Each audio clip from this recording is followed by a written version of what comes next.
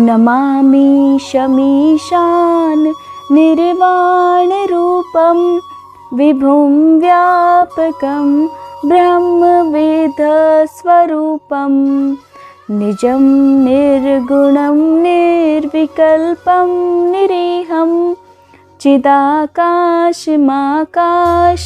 वासं भजेहम्। ओम नमः शिवाय। शास्त्रों में प्रदोष व्रत भगवान शिव की विशेष कृपा पाने का दिन है और जो प्रदोष व्रत गुरुवार के दिन पड़ता है उसे गुरु प्रदोष व्रत कहते हैं। माना जाता है गुरु प्रदोष व्रत करके किसी भी व्यक्ति की मन की इच्छा बहुत जल्दी पूरी हो सकती है। हर महीने के दोनों पक्षों की त्रयोदशी तिथि अर्थात 13वें दिन को प्रदोष व्रत किया जाता है और किसी भी प्रदोष व्रत में भगवान शिव की जो पूजा होती है वो शाम के समय विशेष रूप से की जाती है। शाम के समय यानी कि प्रदोष काल के समय, और प्रदोष काल का समय माना जाता है सूर्यास्त से 45 मिनट पहले और 45 मिनट बाद का समय। कहा जाता है कि गुरु प्रदोष व्रत करके अगर दाम्पत्य जीवन में कोई भी समस्या है तो उसका निवारण किया जा सकता है।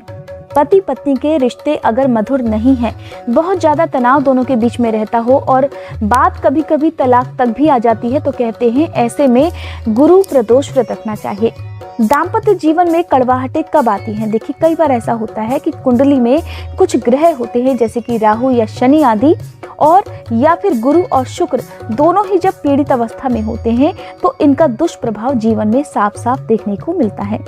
वैसे तो गुरु प्रदोष व्रत को कोई भी रख सकता है, लेकिन विवाहित जीवन को सुखद बनाने के लिए या विवाह संबंधी परेशानियां, चाहे वो अविवाहित लोगों की समस्याएं हों जैसे कि विवाह होने में देरी हो रही हो या मनचाहा जीवन साथी प्राप्त ना हो रहा हो या समय से विवाह नहीं हो पा रहा हो, या विवाह जब भी रिश्ता आपका आता है तो उसमें बहुत सारी अड़चनें आ जाती हैं और नौबत रिश्ता टूटने तक आ जाती है, तो उसके निवारण के लिए भी आपको गुरु प्रदोष व्रत सच्ची श्रद्धा और निष्ठा के साथ करना चाहिए। चाहे आप कोई भी व्रत कर लें या कोई भी उपाय करें तो देखिए सबसे पहले तो आपके मन में उस उपाय या फिर व्रत के प्रति श्रद्धा और निष्ठा होना बहुत जरूरी है। अगर आप गुरु प्रदोष व्रत करना चाहते हैं तो अपनी सारी समस्याएं आप भगवान शिव के चरणों में समर्पित कर दीजिए।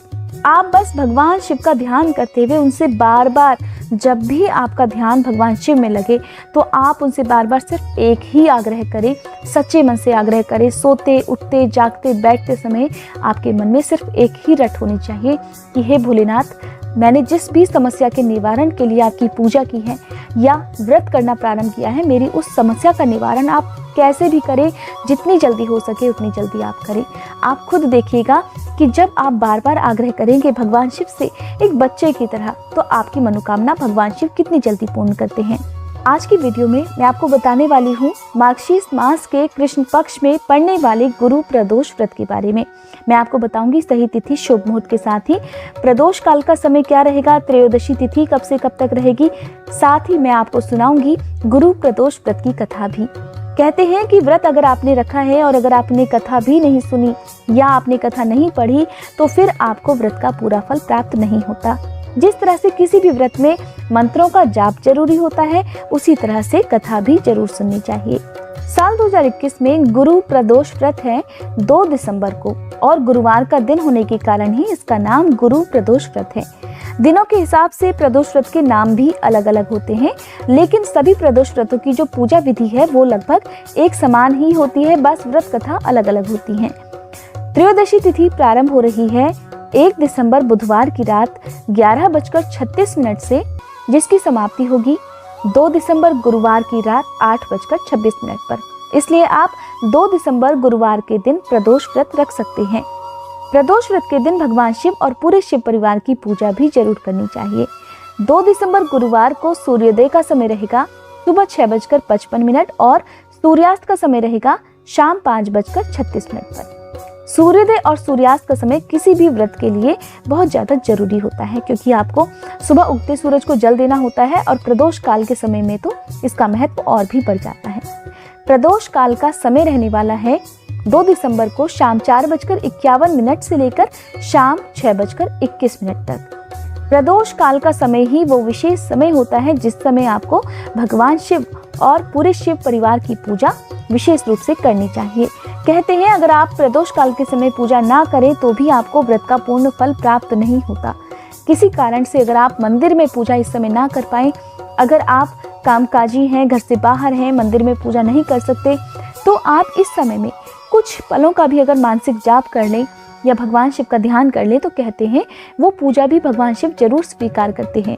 अगर आपकी कोई विशेष मनोकामना है तो गुरु प्रदोष व्रत के दिन आप अपने नहाने के पानी में 7 चुटकी हल्दी डालकर स्नान करें और ऐसा आपको लगातार फिर 40 दिन तक करना है। यानी कि जिस दिन आप व्रत रखेंगे उसी दिन से लगातार 40 दिन तक आपको ऐसा करना है।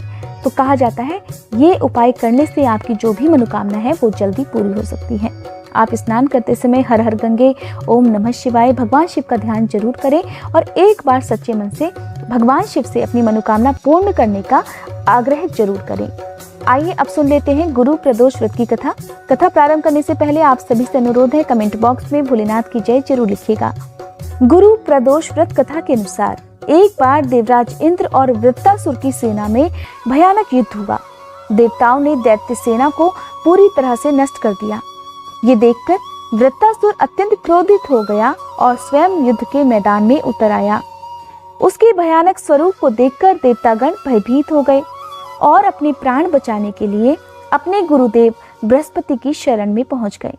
तब गुरु बृहस्पति कहने लगे कि पहले मैं तुम्हें वृत्तासुर का वास्तविक परिचय दे दूं, फिर तुम्हारी समस्या का समाधान बताऊंगा।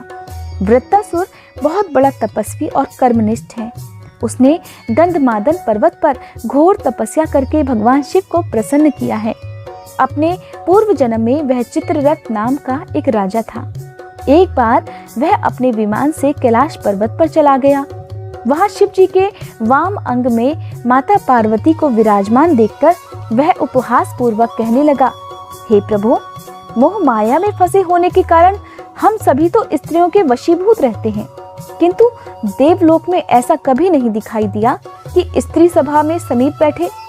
वृत्तासुर के इस तरह उपहास करने पर भोलेनाथ तो कुछ नहीं बोले, लेकिन माता पार्वती को क्रोध आ गया और क्रोधित होकर चित्ररथ से कहने लगी, अरे दुष्ट, तूने सर्वव्यापी महेश्वर के साथ मेरा भी उपहास उड़ाया है। अतः मैं तुझे ऐसा सबक दूंगी कि फिर तू ऐसे सर्वव्यापी के उपहास का दुस्साहस नहीं कर पाएगा।